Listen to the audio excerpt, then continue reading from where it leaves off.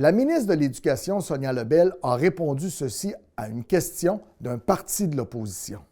Je veux juste prendre le temps de peut-être corriger une notion qui circule, qui est peut-être erronée sur les données des TES présentement. On a parlé d'une baisse de TES dans le milieu d'éducation depuis l'an passé. Malheureusement, c'est inexact. Je pense qu'il faut corriger cet enjeu-là.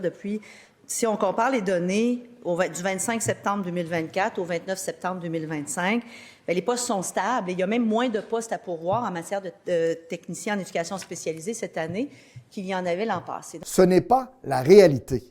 Selon le tableau de bord de l'éducation, au 31 janvier 2023, on comptait 14 021 TES en équivalent temps complet et qu'on appelle les ETC.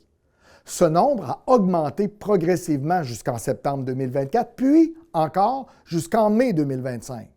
Puis cet été, avec les compressions budgétaires, la courbe s'est complètement effondrée.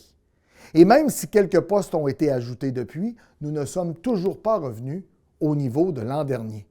Nous sommes revenus au point de départ de septembre 2024. Pourtant, le nombre d'élèves continue d'augmenter, tout comme celui des élèves HDAA qui a atteint un sommet dans les 3 dernières années. Madame Lebel, il faut dire la vérité.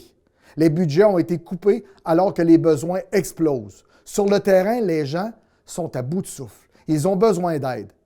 Réinvestissez en éducation, ajoutez du personnel, débloquez complètement le gel d'embauche. On en a réellement besoin.